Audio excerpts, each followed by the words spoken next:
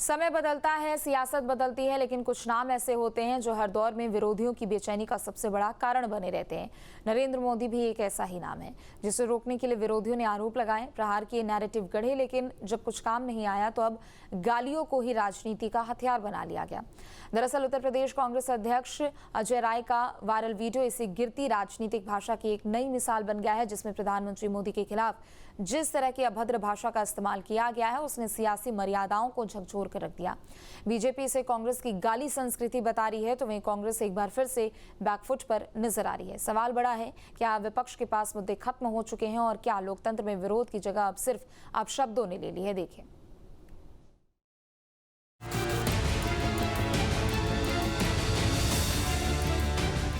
समय की छाती पर अपने कदमों के निशान छोड़ता है एक ऐसा नाम जिसके विरोधियों के तरकश के तीर खत्म हो गए, लेकिन उस नाम की साख का कमान आज भी अवैध है। नरेंद्र मोदी ये महज एक नाम नहीं, वैश्विक राजनीति का वो सबसे बड़ा ब्रांड है जो जिस बाजार में कदम रख दे वहाँ की किस्मत बदल जाती है। चांदी नहीं, सोना ही सोना बरसने लगता है। एक ऐसा ब्रांड जिसके पीछे सोशल मीडिया के रील्स से लेकर दुनिया के सबसे बड़े कूटनीतिक मंचों तक पूरा ग्लोबल नैरेटिव सजता है। एक ऐसा डिजिटल इंजीनियर और कंटेंट क्रिएटर जो सोशल मीडिया की रग-रग से वाकिफ है। अब जरा सोचिए, जिस शख्स की एक हुंकार 7 समंदर पार एक मिनी भारत खड़ा कर देती है, जो 140 करोड़ के देश को विश्व गुरु बनाने के संकल्प के साथ 24 घंटे खुद को खपा रहा है, उसी देश के कुछ हताश, निराश और सियासी तौर पर पूरी तरह दिवालिया हो चुके लोग उसे गाली देकर अपनी खोई हुई प्रासंगिकता ढूंढने की नाकाम कोशिश कर रहे हैं। और इस नफरत की दुकान के सबसे बड़े मैनेजर हैं कांग्रेस सांसद राहुल गांधी। मानो कांग्रेस के भीतर एक अदृश्य प्रतियोगिता चल रही है जो पीएम मोदी को जितनी गंदी, जितनी भद्दी गाली देगा, राहुल गांधी के प्रोग्रेस कार्ड में उस दरबारी के नंबर उतने ही ज्यादा बढ़ेंगे। कांग्रेस के पास नेताओं की नहीं बल्कि गालीबाजों की एक पूरी फहरिस्त है। शुरुआत खुद साहब राहुल गांधी की माताश्री सोनिया गांधी ने उन्हें मौत का सौदागर कहकर की थी, तो बेटा भला पीछे कैसे रहता। लेकिन अब इस रेस में खुद को नंबर 1 साबित करने के लिए कूद पड़े हैं यूपी कांग्रेस के अध्यक्ष अजय राय। ये वही अजय राय हैं जिनके कुछ दिन पहले बीमार होने पर खुद प्रधानमंत्री मोदी ने उनके जल्द स्वस्थ होने की कामना की थी। इसे कहते हैं संस्कारों का अंतर। एक तरफ दुआएं हैं, दूसरी तरफ बदजुबानी की नुमाइश।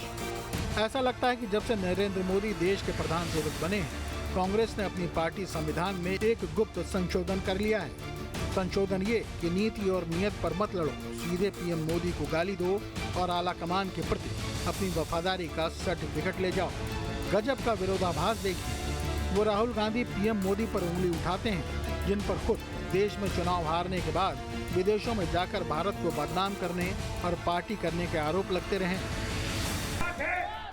तो जो संविधान पर आक्रमण करता है, जो संविधान को नष्ट करता है, उसको आप क्या कहोगे? उसको क्या कहोगे? गद्दार कहोगे। इसीलिए मैंने खुल के कहा है कि नरेंद्र मोदी, अमित शाह संविधान पर आक्रमण कर रहे हैं। उन्होंने देश का धन अदानी अंबानी को बांटा, उन्होंने देश की संस्थाओं को खत्म किया, उन्होंने वोट चोरी करवाई, इलेक्शन कमीशन को दबाया, जुडिशरी पर दबाव डाला। आरएसएस के लोग सुन लो, आपने कहा कि मुझे माफी मांगनी चाहिए, मैं कभी माफी नहीं मांगूंगा, फिर बोलूंगा।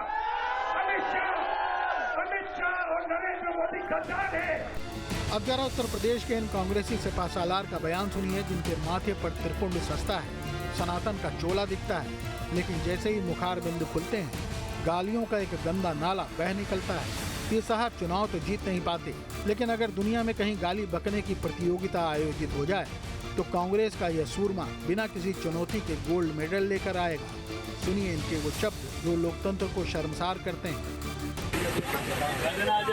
मोदी की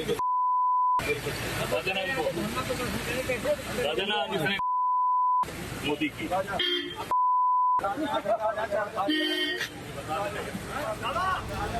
भारतीय संस्कृति और भाषाई मर्यादा की कसम, इन महानुभाव के शब्दों के कचरे को हमें बीप की चादर से ढकना पड़ा, क्योंकि ये जहर न्यूज रूम की शुचिता को गंदा कर रहा था। इस बदजुबानी का वीडियो जैसे ही वायरल हुआ, सूबे का सियासी पारा 7वें आसमान पर पहुंच गया। मुख्यमंत्री योगी आदित्यनाथ ने सोशल मीडिया प्लेटफॉर्म एक्स पर कांग्रेस की इस कुंठा को आड़े हाथों लिया। कांग्रेस प्रदेश अध्यक्ष अजय राय द्वारा प्रधानमंत्री नरेंद्र मोदी के विषय में की गई अभद्र, असंसदीय और अक्षम्य टिप्पणी कांग्रेस के राजनीतिक कुसंस्कारों को प्रकट करती है। पूर्व में कांग्रेस के युवराज भी अपने कुसंस्कार का परिचय दे चुके हैं। कांग्रेस अब हताशा, निराशा, कुंठा और मानसिक दिवालियेपन के शीर्ष स्तर पर पहुंच चुकी है। अब देशवासियों से क्षमा मांगने लायक भी स्थिति उनकी नहीं रही। आपके मोबाइल पर तुरंत आएगी ब्रेकिंग न्यूज। स्क्रीन पर सबसे पहले दिखेगी बड़ी खबर। देश दुनिया की हर खबर एक जगह। अब आपके मोबाइल पर तुरंत फटाफट इंस्टॉल कीजिए न्यूज नेशन ऐप और रखिए खुद को अपडेट।